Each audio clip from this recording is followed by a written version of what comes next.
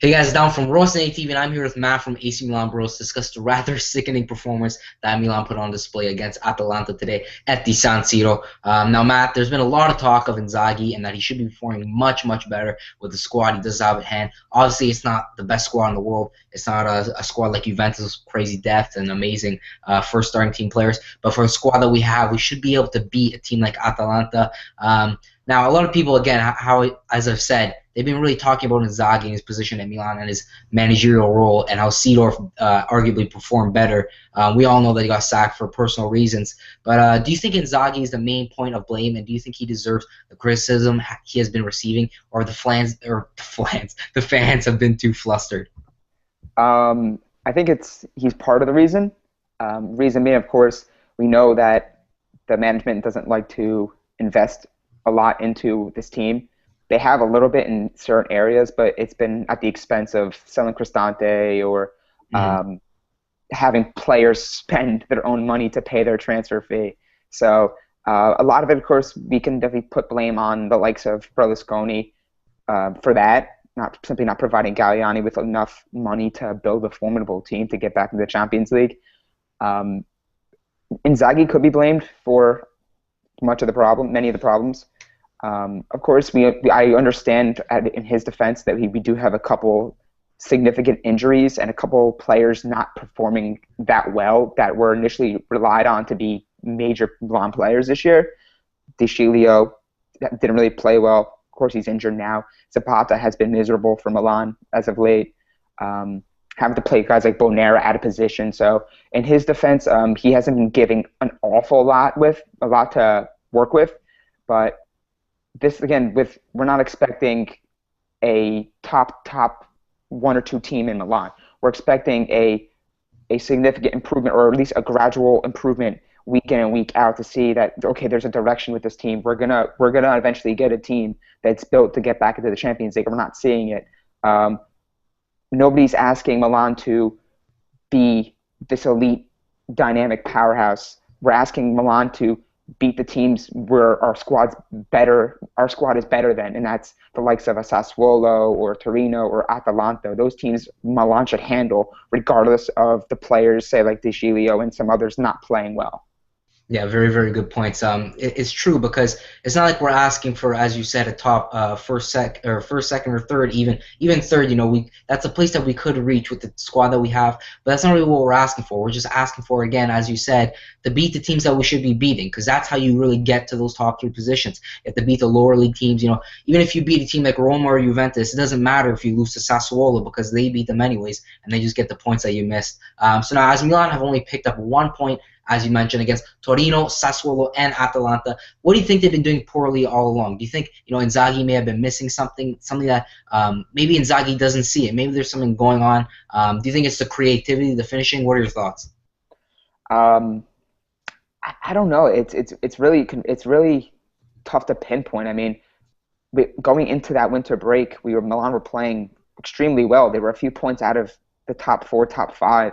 We had good results against Napoli where we beat them 2-0, and then we drew Roma. So I mean, Milan were sitting in a good position going into the break, which allowed them to get some players back from rest and so on and so forth. But it's shockingly enough, they look kind of slow. They look like they're not ready week in and week out. And we expected the opposite. We expected that week and change off from Serie A play was going to get them even in better shape and in better form to take care of these teams, because these few weeks after the break were very favorable for Milan. Sassuolo, Torino, Atalanta, and then you mix in that Coppa Italia match versus Sassuolo, which they actually wound up winning. But now it gets back to that return, the turn in the schedule where you're going to start playing Lazio, who is in pretty good form despite their loss to Napoli. And you're going to be playing Juventus again. So this is that they should have really fought to take care of business versus these mid to low table teams, so they can at least be a little bit forgiving when they played those top 4, top 5 teams, and they haven't done it. Now, if Milan were to spend in the transfer window in one section of the pitch, goalkeeping, defenders, midfielders, attackers, people are talking about Destro possibly coming in for some big fees and other subjects of that matter. If you could pick one possible position to spend, where would you spend most of your transfer budget? That seems to be non-existent, but if we had something to spend, where would you spend it? Midfield. I think a lot of it is coming from the midfield. If you have a strong midfield to pair along with the likes of De Jong, at times Poli, and Montari plays a lot as well. So if Milan was able to get a nice solid midfielder or two, depending on what guys we're looking at, I think that could shore up a lot of the issues. Of course, I mean, it's tough to really pinpoint one area. Milan's lacking in so many areas. I mean, you can make an argument could totally go after a center back, but the options aren't there. They were initially a few weeks ago. We're talking about Munoz from Palermo, but that kind of died down a bit. So now it appears that their main areas of focus to address in the Mercado would be fullback. They were talking about the guy Siqueira from Atletico Madrid. Destro was an option. Of course, Witsel was a far-out option. But I think midfield could really help a lot of the issues. And we hope, depending on where Inzaghi tends to put Suso, that maybe Suso can give Milan something that they haven't had all year. Yeah, and arguably Milan could just revamp the entire squad. There's a lot of areas that we could really fix up. The only really solid area that we really have is goalkeeping, as Diego Lopez has been one of few players that has performed pretty much every single game and saved us from conceding 1,000 goals a game. So thank God he's there, and a very good signing.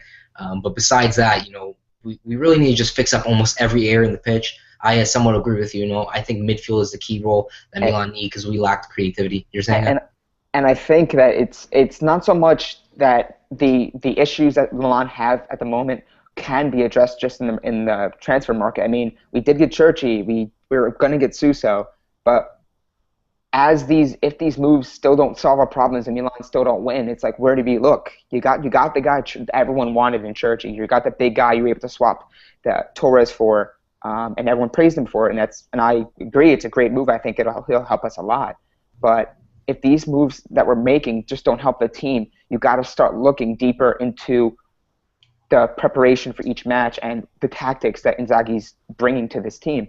If you can get all the players you want, but if the players aren't fit to play that formation and to run that type of tactic, and you won't get the result that you need. So, I mean, again, you can see how far a good manager and a good preparation and good tactics go in winning. Simeone's doing it right now with Atletico Madrid, getting 2 goals out of Torres against Real Madrid. So having that coach that can influence the team and get the team motivated and prepared for each match week in and week out, that's pretty much what we need right now. I don't think the issues can be solved primarily from the transfer window. Yeah, exactly. You see teams like Atalanta, even though they haven't been having the best seasons, or even Palermo, for example. Clearly, we have a better squad than a team like Palermo. Obviously, they have stars like Dybala, but it's just the preparation that goes into it. That's why I always say, football, soccer for the American folks is always a mind game. It's all about the mentality, because you can be Cristiano Ronaldo, but if you're not there in your head and you're not really serene and know what you're about to do, you really can't perform. It's just all up to your mind. So some very good points there. Thank you for joining me, Matt. You can check him out at AC Milan Bros on Twitter, and be sure to check out his blog as well. There is some very good stuff there. And if you enjoyed the video, leave a like. Don't forget to subscribe for some enlightenment on this rather dark period from Milan. Thanks for watching, and as usual, Forza Milan.